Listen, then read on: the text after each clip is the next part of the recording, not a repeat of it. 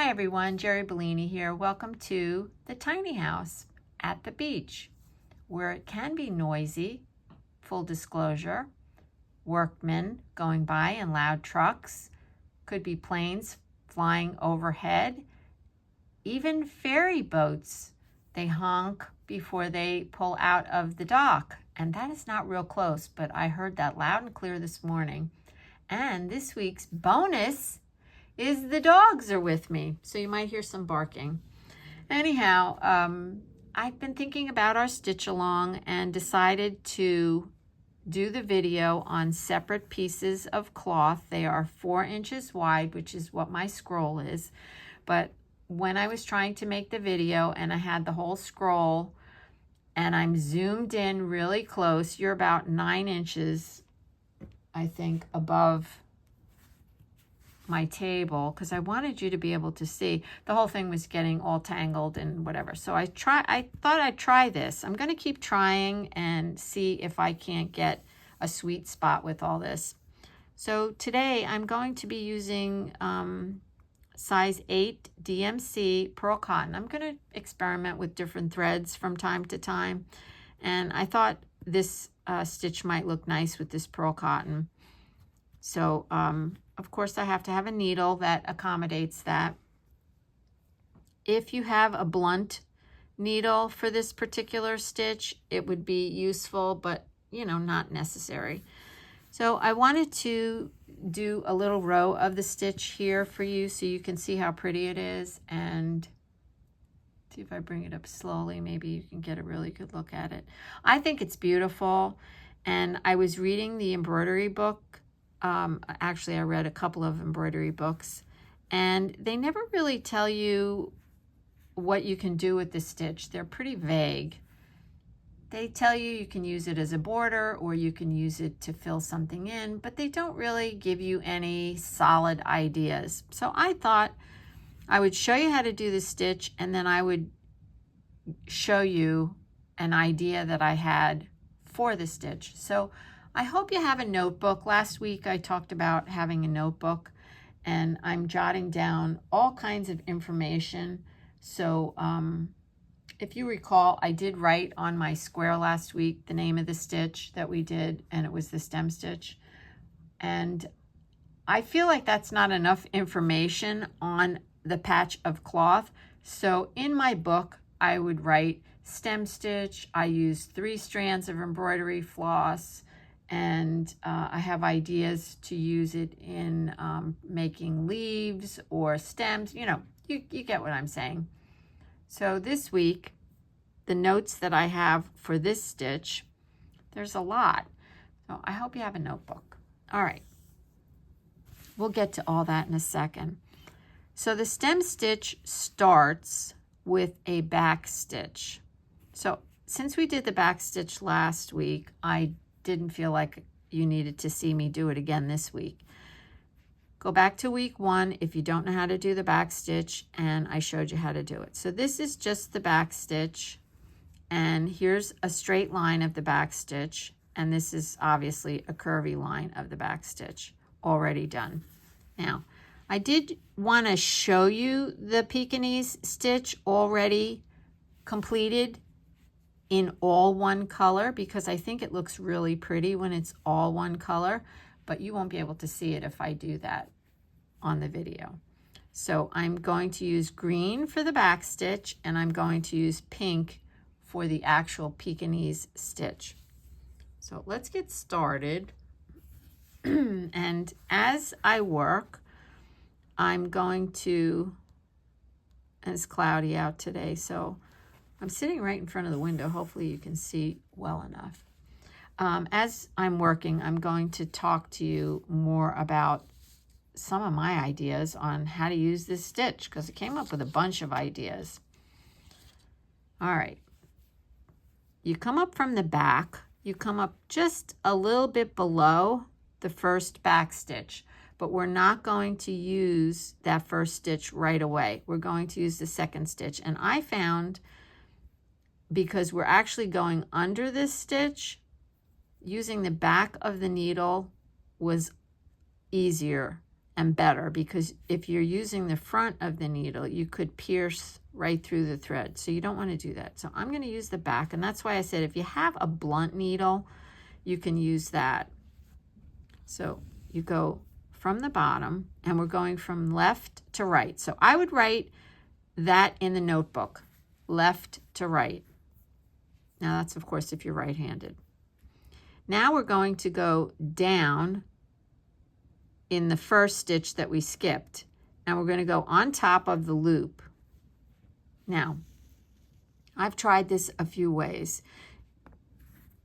I think it's the same if you go on top of the loop or if you go underneath the loop. I think it's the same, but you have to be consistent. So you're always going to go on top of it, or you're always going to go underneath it. And this stitch actually reminds me of a doodle, like when you're doodling, just like that. That's what the stitch is doing. So now we're going to go up again.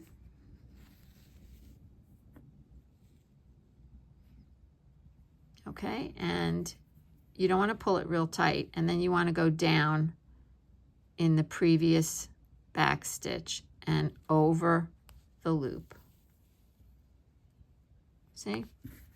Now, I'm going to stop right there, because depending on how tight you pull this, you're going to get a different look. So depending on what you're embellishing with this stitch, you know, you might want to consider what I'm talking about right now. So you're either going to leave these loops big and this bottom tight, or you're going to leave a little bit on both sides, top and bottom.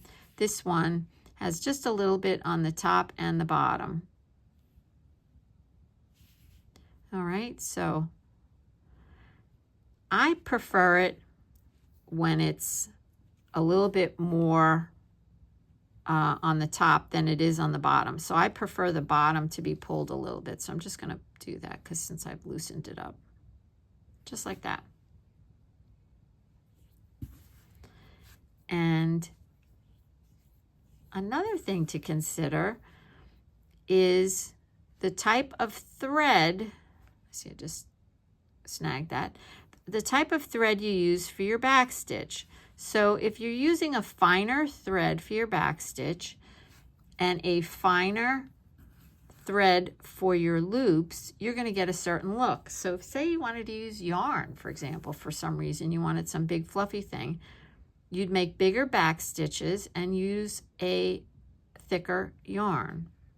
So smaller back stitches with a smaller or thinner yarn. So up we go, and then down and over the loop. I thought it would be, I did the curve because I thought it would be fun to see the curve. So you see, just until you get the feel of it as you're working, you'll have to maybe adjust some of your loops by hand. So up and then down over the loop, see? And another thing to mention is if your back stitches are really tight, you'll have a harder time getting your needle in and out.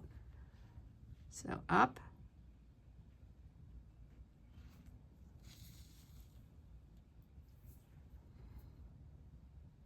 and down over the loop. And you want to try to stay,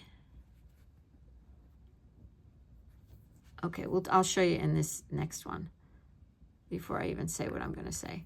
So let's go up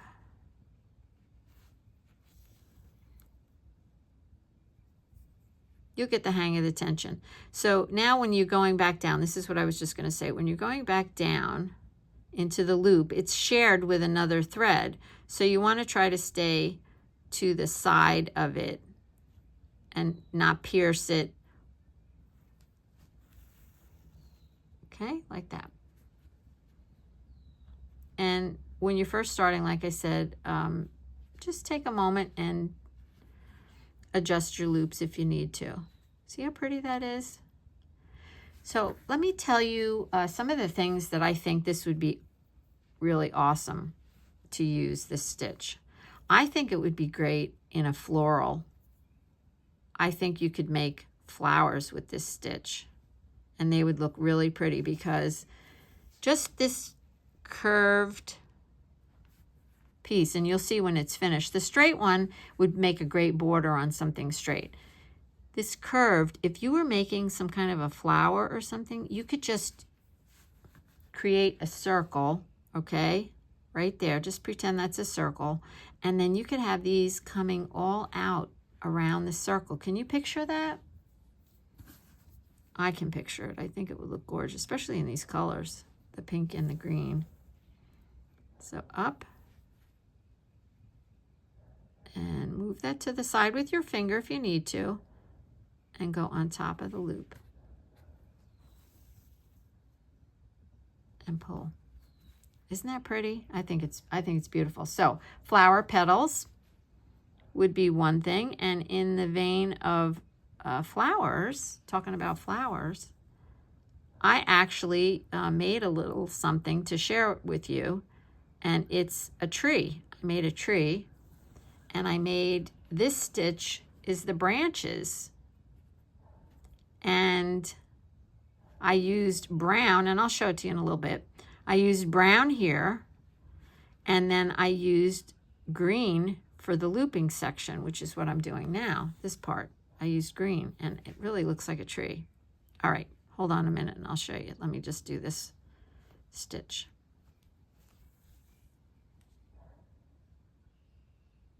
So I think we can take this stitch along to the next level by doing the stitches and then coming up, being inspired by them and coming up with some solid ideas of how to use them. That's my intention, because just doing the stitches alone to me is, I mean, it's nice, but it's not as creative as actually following through with something fun. So I'm going to show you something that I told you I wasn't going to do, but I don't know. I can't work that way, just willy-nilly. That's just me, and you know, you love me or you don't, and that's the way I am. So here we are. Here's my scroll. And I will not, pardon me, I will not do this every week, I promise you. But until I get into the groove of how I want to do this, how I want to see this play out, I have to do this. I had to do this. So here's the tree I was talking about, and these are branches of the Pekinese stitch. This is very hard to tell what this is, but this is the Pekinese stitch, and I did what I just mentioned doing over here. I just put this round circle in there. I did satin stitch with that, which is, you know, simple. That's satin stitch too. And then I did a bunch of this all around. And I think it's just beautiful. And I'll show you something else that I did. And these are just the plain things. But I did want to show you this because I do want to inspire you to use these stitches and think outside the box. All right, so now what I wanted to tell you, which in the flower, maybe I'll just leave the flower here. I'll leave it here in frame. And actually the branches too. So they're kind of in frame. They're just on the edge.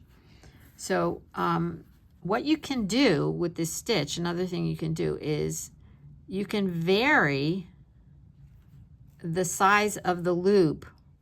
So if I was to leave that loop big like that, okay, and I'm going to adjust it in a second, and then go down, you're going to get a whole different look. So here we are. See?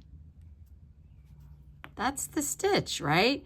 Now, it didn't say in the book you could do that or should do that or anything. That's what I'm saying, to think outside the box. So that's what I did on the tree. You can probably see that. I made a loop on either side of the brown branch. And yes, sorry about the shadows. I'm still trying to get in the right spot in this room to make videos that look good. So you see what I mean there? All right. So tree branches, flower petals. The other thing, the book said, I haven't actually tried it yet. It said you can fill in. So I just want to adjust this so that it's the size of what I'm doing now. Okay. It said you can fill in something. So if you had like a box, I'm not going to write on my fabric this time, but if you have like a box and you do back stitches up and down and then do this, these could be side by side and look very interesting. All right.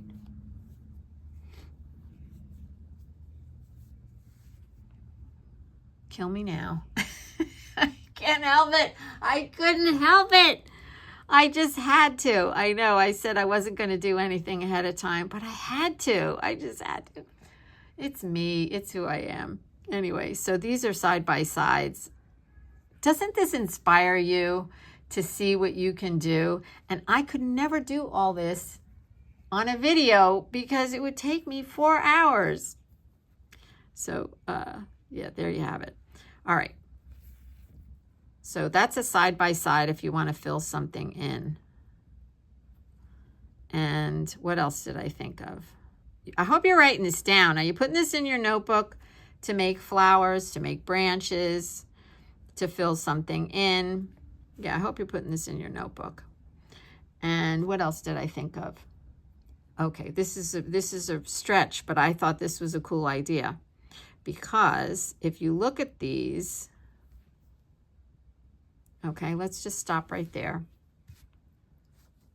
If you drew a little face there, now you have a little person, and that's their hair.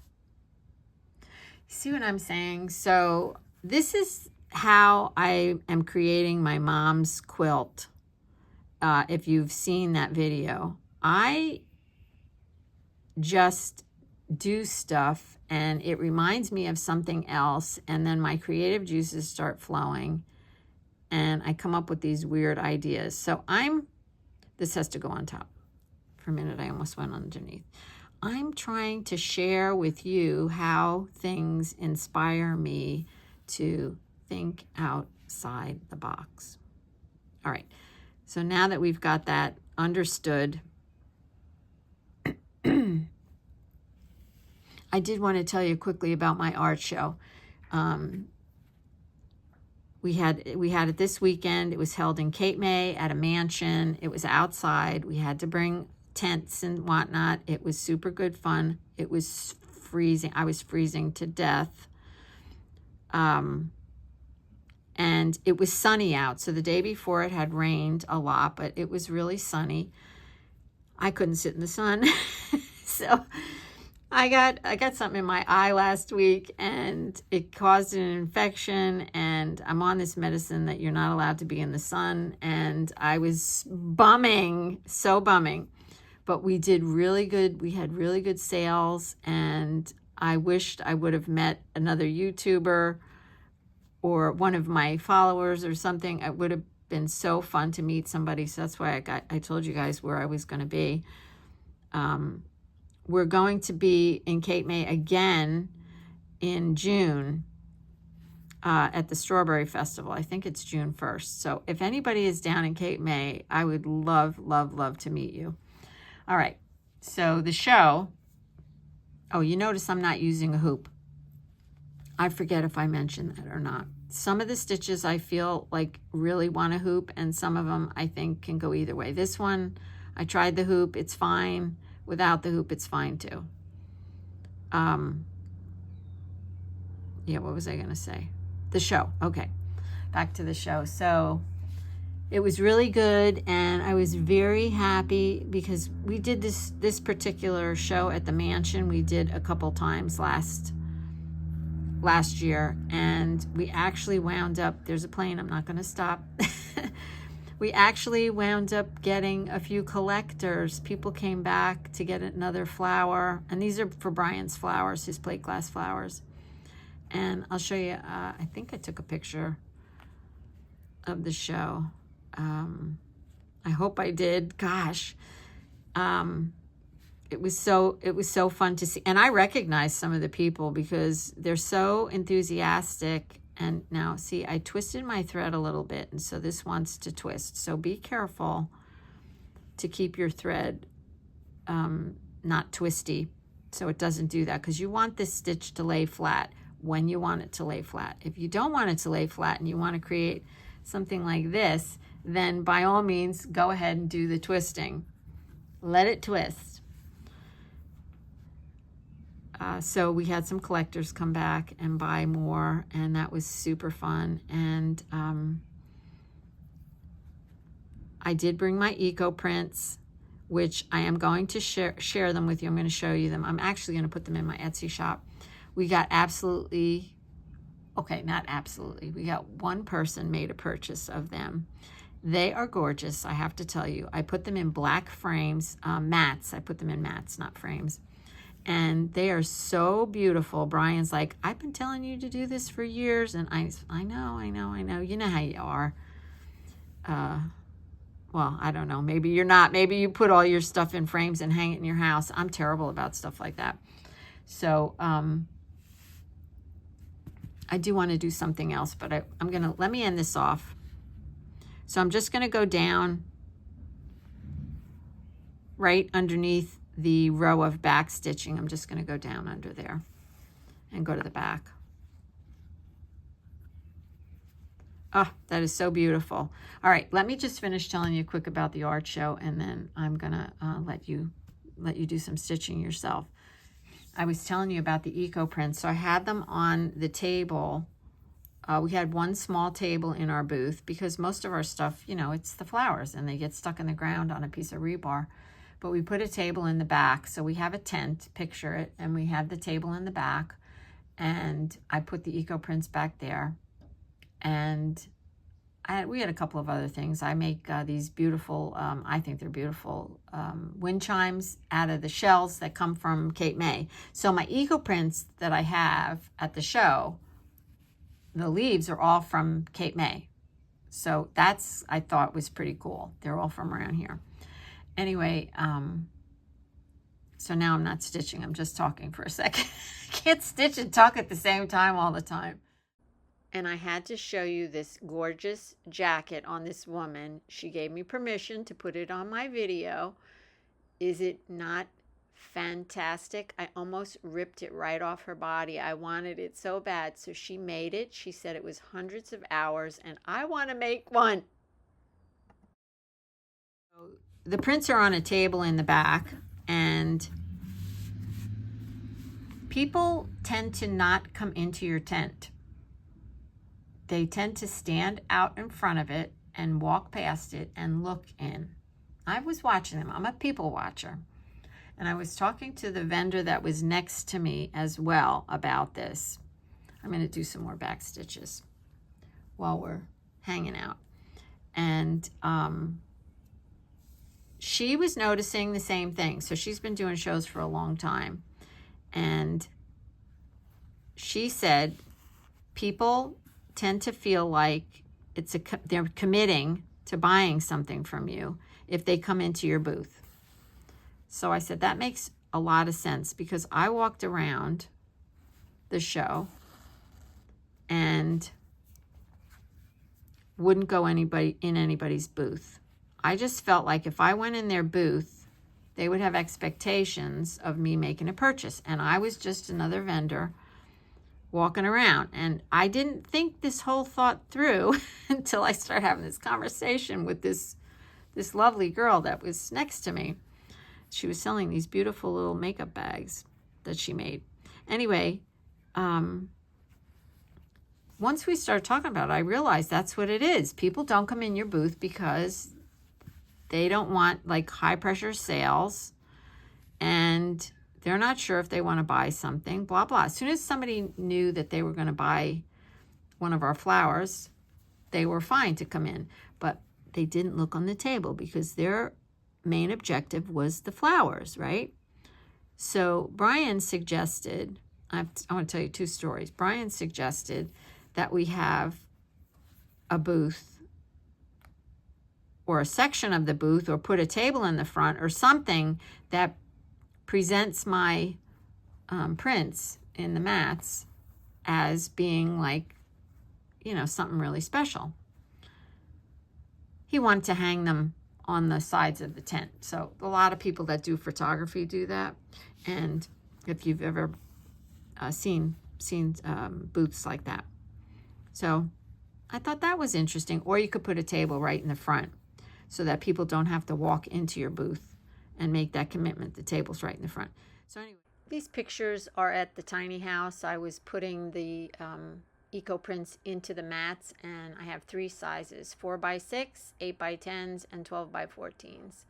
And I was trying to decide, do I like the white mats better or the black mats? I kind of like them both. It depends on the actual print. So let me know what you think. And thanks for looking. So anyway, we're talking to our next door neighbor about all this, and we're comparing notes and blah, blah, blah. I go to walk around, and I walk past this one booth, and the lady, she was sitting right out in the front. She actually like jumped up when I started to walk near there and started to engage with me, which was fine, except for, I'm going to do this one all pink, except for the fact that I wasn't really a purchaser. She kind of got a hold of my attention immediately and started talking about her product. She was a hard sell. That's what we decided. It was the difference between saying hello to somebody and, you know, just greeting them and letting them feel welcome, and trying to force something on someone. That's what she was doing. I felt that that's what she was doing. I didn't enjoy it. I didn't. So it made me think about how you approach people when they're coming near your tent. You have to be really careful that you don't make anybody uncomfortable, but you want to be friendly. So there's like a fine line there. But this lady went on, and she, see, you can't even see what I'm doing here because I'm using all the same color. She started picking up her items and started talking about them, which was, you know, okay. But like I said, she was a hard sell. And then started to tell me how I could specialize. She could specialize everything. And she just like, I felt like so embarrassed. I couldn't get away from her. And I was embarrassed because I didn't want to be rude. And finally I said to her, I have to get back to my booth. And then she said, oh, you're a vendor, 10% off. Anyway, what do you think? Am I being too judgy? I felt like it just made me very uncomfortable. So you're getting to know me, I guess, a little bit with the stories that I'm sharing. Last week it was Amazon, and now this week it was this. So I'm going to continue to go around here, and this is going to be a cute little flower.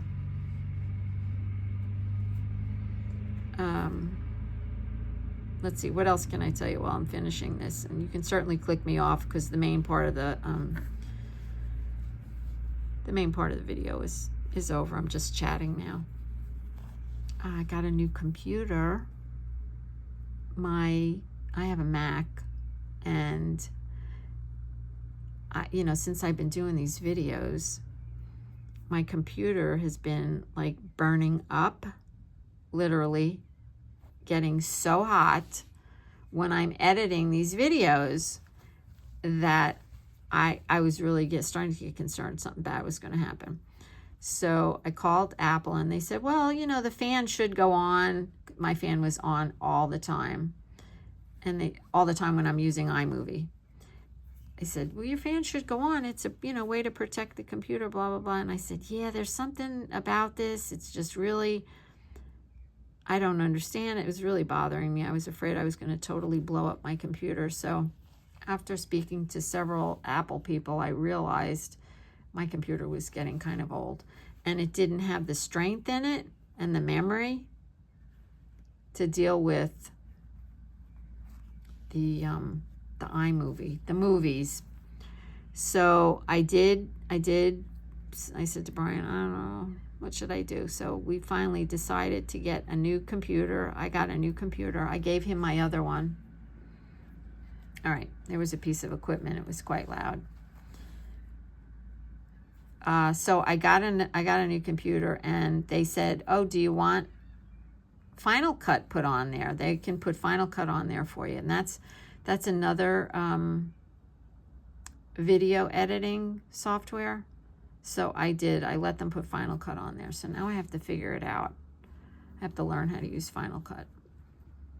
But I hear really good things about it. So we'll see if it improves my videos any or not. First you have to learn it, right? All right, this is one more stitch, and I think that's it. Right here, can you see that? That's where I started, right here. So I'm gonna go up there to connect these. And then I'm gonna have this cute little flower. Oops. All right, Jeri, hold on. Don't wanna keep pulling on this. Okay, and down. And over the loop. It's really hard to work this far away from your body. And look at how cute that is. And now I'm just going to go down into the back and show you how pretty this is. That is adorable. Come on. Put a little something something in the middle there and call it macaroni. All right. That's it for today. I think I've told you a couple stories, and thank you for hanging out with me. Keep moving, no rules, just play and find something to be grateful for today. And I am always grateful for you, and I'm grateful that these stitches came out so cute. See you next week.